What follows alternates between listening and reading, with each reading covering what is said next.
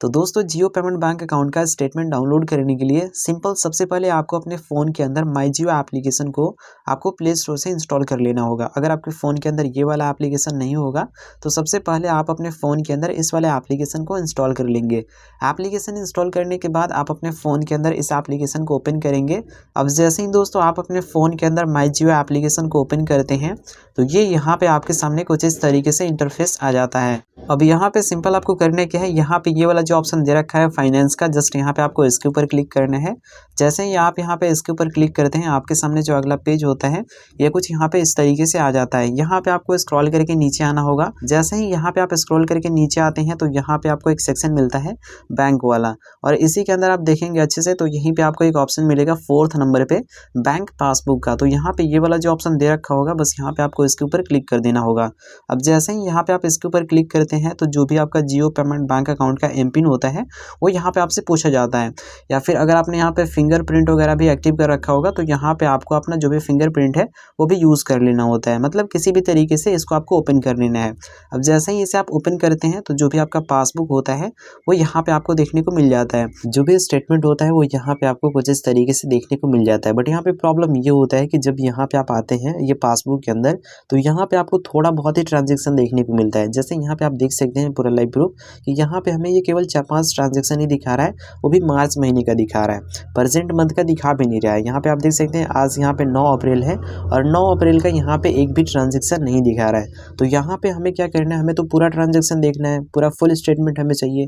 तो पूरा full statement को डाउनलोड करने के लिए जैसे महीने का या फिर 3 महीने का, सिंपल इसके लिए आपको क्या करना है, ऊपर के साइड में यहाँ पे आपको देखना है। जैसे ही दोस्तों यहाँ पे आप ऊपर के साइड में देखते हैं तो यहाँ पे आपको एक मैसेज का बॉक्स मिलता है, मैसेज आइकन। तो यहाँ पे जो मैसेज वाला आइकन बना हुआ होगा बस यहाँ पे आपको इसके ऊपर क्लिक करना है। अब जैसे ही दोस्तों यहाँ पे आप इसके ऊपर क्लिक करते हैं तो यहीं पे आपको ऑप्शन मिल जाता है जहाँ से आप काफ़ी आसानी से 3 मंथ का या फिर 6 मंथ का या फिर 1 ईयर का स्टेटमेंट आप डाउनलोड कर सकते हैं। तो आपको जितने महीने का भी स्टेटमेंट चाहिए होगा बस यहाँ से आप उस ऑप्शन को सेलेक्ट कर लेंगे। अभी हमें 3 महीने का स्टेटमेंट चाहिए तो यहाँ से मैं 3 मंथ वाले ऑप्शन को सेलेक्ट कर लेता हूँ। बस आप भी इसी तरीके से ऑप्शन को चूज़ कर लेंगे। अगर आपको 3 मंथ का चाहिए होगा तो यहाँ से आप इस वाले ऑप्शन को सेलेक्ट करेंगे, और यदि आपको 6 महीने का या फिर 1 साल का चाहिए तो यहाँ पे आप इन दोनों ऑप्शन में से किसी एक ऑप्शन को सेलेक्ट कर लेंगे। बस यहाँ पे आपको अपने अकॉर्डिंग ऑप्शन को सेलेक्ट करने हैं। उसके बाद नीचे के साइड में यहाँ पे जो ऑप्शन दे रखा होगा ईमेल पीडीएफ का, बस यहाँ पे आपको इसके ऊपर क्लिक कर देना होगा। अब जैसे ही दोस्तों यहाँ पे आप इसके ऊपर क्लिक करते हैं तो जो भी आपका ईमेल ऐड होता है ये यहाँ पे माई जियो एप्लीकेशन के अंदर, उसके ऊपर आपका जो स्टेटमेंट होता है वो चला जाता है। अब सिंपल आपको अपने स्टेटमेंट को देखने के लिए यहाँ से आपको पूरी तरीके से बाहर आ जाना है। बाहर आने के बाद अब सिंपल आपको अपने फ़ोन के अंदर ये जो जीमेल एप्लीकेशन होता है आपको अपने फ़ोन के अंदर अब इसी जीमेल एप्लीकेशन को ओपन करना है। अब जैसे ही दोस्तों आप जीमेल एप्लीकेशन को ओपन करते हैं यहाँ पे आपको ये कुछ इस तरीके से इंटरफेस देखने को मिलता है। अगर यहाँ पे आपको कहीं पे भी स्टेटमेंट देखने को नहीं मिलता है तो सिंपल यहाँ पे आपको क्या करना है, ऊपर की साइड में यहाँ पे जो 3 लाइन का ऑप्शन दे रखा होगा बस यहीं पे आपको इसी के ऊपर क्लिक करना है। क्लिक करके और यहाँ पे आपको ऑल इनबॉक्सेस पे क्लिक कर देना है। जैसे ही दोस्तों यहाँ पे आप इसके ऊपर क्लिक करते हैं तो जो भी आपका स्टेटमेंट होता है वो यहाँ पे आपको देखने को मिल जाता है। बट दोस्तों यहाँ पे आप देख सकते हैं कि जीमेल एप्लीकेशन के अंदर कोई भी स्टेटमेंट नहीं आया है।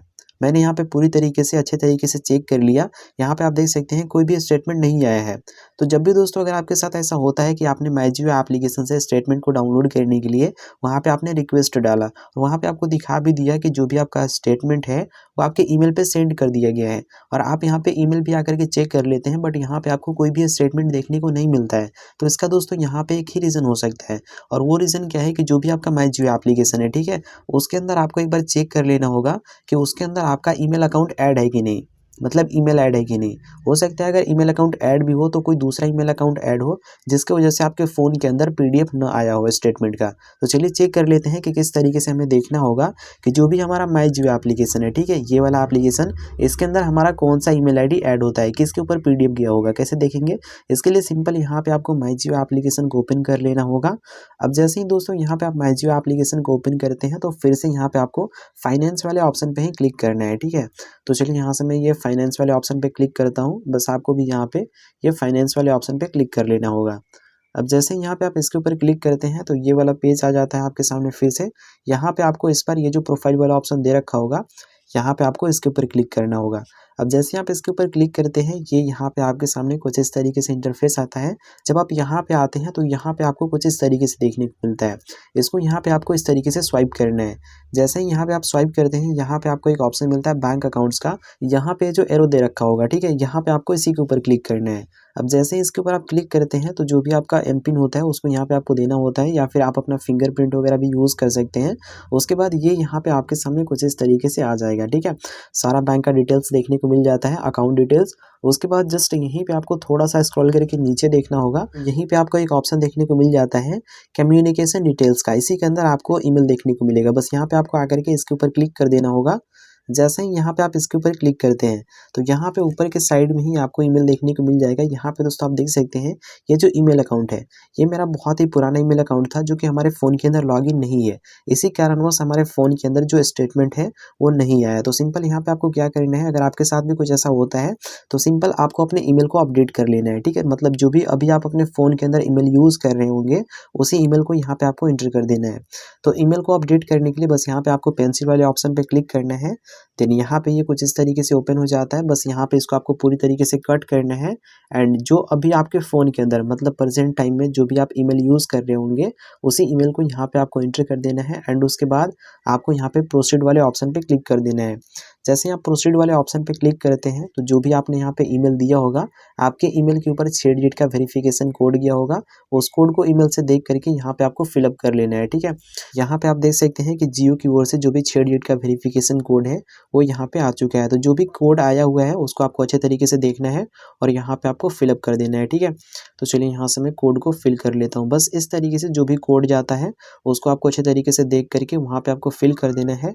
देन जो भी आपका ईमेल होगा वो सक्सेसफुली अपडेट हो जाएगा। फाइनली यहाँ पे आप देख सकते हैं कि जो हमारा ईमेल अकाउंट है ये यहाँ पे अपडेट हो चुका है। अब सिंपल फिर से जिस तरीके से मैंने आपको प्रोसेस बताया था स्टेटमेंट के लिए, बस फिर से आपको वही प्रोसेस को फॉलो कर देना है स्टेटमेंट को डाउनलोड करने के लिए। उसके बाद जो भी आपका स्टेटमेंट होगा वो आपके ईमेल पे आ जाएगा। चलिए मैं आपको यहाँ पे फिर से बता देता हूँ। बस इस तरीके से यहाँ पे फाइनेंस वाले ऑप्शन के अंदर आने के बाद यहाँ पे आपको स्क्रॉल करके नीचे आना है। देन यहाँ पे आपको बैंक पासबुक पे क्लिक करना है। यहाँ पे जो भी आपका स्टेटमेंट होता है वो देखने को मिल जाता है। बट यहाँ पे क्या होता है कि 4-5 से ट्रांजेक्शन हमें देखने को मिलता है। तो हमें यहाँ पे पूरा स्टेटमेंट चाहिए, तो पूरा के लिए यहाँ पे आपको ये मैसेज वाले बॉक्स पे क्लिक करना होगा। एंड उसके बाद जितने दिन का भी आपको स्टेटमेंट चाहिए होगा, यहाँ से आप उस ऑप्शन को सेलेक्ट कर लेंगे। तो हमें यहाँ पे 3 मंथ का चाहिए था, तो यहाँ पर मैंने ये 3 मंथ को सेलेक्ट कर लिए हैं। इसी तरीके से आप भी अपने अकॉर्डिंग ऑप्शन को चूज़ करेंगे। एंड उसके बाद यहाँ पे जो नीचे के साइड में ऑप्शन दे रखा होगा ईमेल्स, उसके बाद यहाँ पे जो नीचे के साइड में ये वाला ऑप्शन दे रखा होगा ईमेल पीडीएफ का, बस यहाँ पे आपको इसके ऊपर क्लिक कर देना होगा। जैसे आप इसके ऊपर क्लिक करते हैं, जो भी आपका पीडीएफ होता है वो सक्सेसफुली आपके ईमेल पे सेंड कर दिया जाता है। अब चलिए यहाँ पे हम दोबारा देखते हैं अपने फ़ोन के अंदर कि ईमेल पे पीडीएफ आया कि नहीं, ठीक है। तो यहाँ से मैं बैक होता हूँ एंड फिर से यहाँ पर मैं ऑल इनबॉक्सेस पे क्लिक कर लेता हूँ और जस्ट यहाँ पे हम थोड़ा सा वेट कर लेते हैं, देखते हैं ईमेल पे कोई भी पीडीएफ आता है कि नहीं, ठीक है। और फाइनली दोस्तों यहाँ पे आप देख सकते हैं कि जो भी हमारा जियो पेमेंट बैंक अकाउंट का स्टेटमेंट है ये यहाँ पे आ चुका है। अब सिंपल इसके ऊपर आपको क्लिक करना है एंड क्लिक करने के बाद जो भी आपका स्टेटमेंट है वो यहाँ पे आपको नीचे की ओर देखने को मिल जाता है। बट एक चीज़ यहाँ पे आपको ध्यान रखना है, जब भी आप पीडीएफ को ओपन करते हैं तो जो भी आपका पीडीएफ होता है वो पासवर्ड प्रोटेक्टेड होता है। मतलब जब भी आप उस पीडीएफ को ओपन करेंगे तो उसमें आपको पासवर्ड पूछेगा। तो पासवर्ड किस तरीके से आपको एंटर करना है ये आपको ध्यान में रखना है, ठीक है। यहाँ पे आप पहले समझ लीजिएगा, नहीं तो आप उस पीडीएफ को नहीं ओपन कर पाएंगे। जैसे देखिए यहाँ पे आपको क्या करना है, जो भी आपका नाम होगा, ठीक है, यहाँ पे आपको साफ साफ बताया गया है कि नाम का फर्स्ट 4 लेटर आपको कैपिटल में लिखना है इस तरीके से। और जो भी आपका डेट ऑफ बर्थ होगा मतलब ईयर, उसको आपको यहाँ पे कुछ इस तरीके से लिखना है। जैसे अगर आपका सुरेश नाम होगा तो सुरेश का जो भी फर्स्ट 4 लेटर है उसको आपको इस तरीके से कैपिटल लिखना है। और जो भी आपका डेट ऑफ बर्थ का ईयर होगा, जैसे 2002 या फिर 2003, लास्ट में आपको वो वाला इंटर कर देना होगा विदाउट स्पेस, कुछ इस तरीके से। तो चलिए यहाँ पर मैं अपना पीडीएफ ओपन करके आपको दिखा देता हूँ। तो यहाँ पर मैं सबसे पहले इसे डाउनलोड कर लेता हूँ। बस आपको भी यहाँ पे इसके ऊपर क्लिक करके इस पीडीएफ को यहाँ पे आपको डाउनलोड कर लेना है। एंड अगर यहाँ पे आपके साथ भी कुछ ऐसा प्रॉब्लम आता है कि जब भी आप पीडीएफ को डाउनलोड करते हैं तो ये कुछ इस तरीके से आपको दिखाता है, तो सिंपल यहाँ पे आपको एक छोटा सा काम कर लेना है, उसके बाद आपका ये वाला पीडीएफ डाउनलोड होगा। उसके लिए सिंपल इस तरीके से आपको स्क्रॉल करके ऊपर आ जाना है। ऊपर आने के बाद यहाँ पे जो लुक सेव का ऑप्शन दे रखा होगा, सेव का, बस यहाँ पे आपको इसके ऊपर क्लिक कर देना होगा। अब जैसे इसके ऊपर आप क्लिक करते हैं उसके बाद अगर आप इस पीडीएफ को डाउनलोड करेंगे तो काफ़ी आसानी से ये जो आपका पीडीएफ होगा वो डाउनलोड हो जाएगा।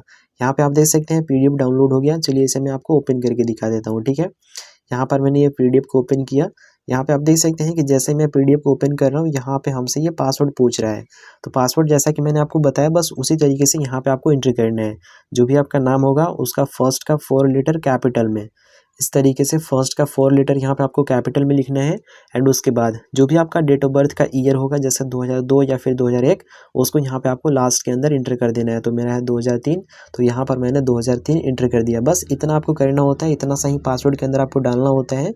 उसके बाद यहाँ पे आपको ओके वाले बटन पे क्लिक कर देना है। यहाँ पे तो पासवर्ड इनकरेक्ट बता रहा है, तो चलिए देखते हैं कि क्या हमें पासवर्ड में और फिलअप करना था, कुछ छूट तो नहीं गया। सॉरी दोस्तों, जैसा कि मैंने आपको जो बताया वो चीज़ गलत था। जैसे यहाँ पे आपको क्या करना है, यहाँ पे आपको एग्जाम्पल के लिए अच्छे से बताया गया है, और मैंने यहाँ पे प्रॉपर तरीके से देखा नहीं। यहाँ पे आपको लास्ट का ईयर नहीं, बल्कि जो भी आपका डेट ऑफ बर्थ है, जैसे 20 फरवरी अगर होगा तो उसको यहाँ पे आपको एंटर करना है। मैंने यहाँ पे 2002 देख करके डायरेक्ट आपको बता दिया कि यहाँ पे आपको ईयर एंटर करना है, बट यहाँ पे आपको ईयर एंटर नहीं करना है।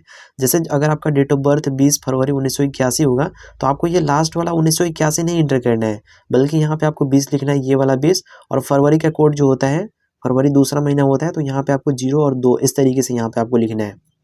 आप समझ गए होंगे कि मैं आपको क्या बताना चाह रहा हूँ। यहाँ पे आप इस चीज़ को एक बार अच्छे तरीके से देख लीजिए, आपको कुल अच्छे तरीके से समझ में आ जाएगा। जैसे इसका नाम है सुरेश, तो इसका जो फर्स्ट का 4 लेटर है SURE, यहाँ पे इसने कैपिटल में लिखा है। एंड उसके बाद जो भी इसका डेट है, डेट और मंथ, यहाँ पे ये वाला लिखा हुआ है, यहाँ पे आप देख सकते हैं। जैसे यहाँ पे इसका जो डेट ऑफ बर्थ है वो 20 फरवरी है, तो यहाँ पे इसने पहले 20 लिखा है, और फरवरी को यहाँ पे इसने 0 और 2 लिखा हुआ है। तो इस तरीके से यहाँ पे आपको भी पीडीएफ के अंदर इंटर करना है, तभी आपका पीडीएफ ओपन होगा। यहाँ पे जो भी आपका ये लास्ट का ईयर होता है उसको आपको इंटर नहीं करना है, नहीं तो आपका पीडीएफ ओपन नहीं होगा, हर बार आपका पासवर्ड रॉन्ग बताएगा। आई होप आप यहाँ पे अच्छे तरीके से समझ गए होंगे, ठीक है।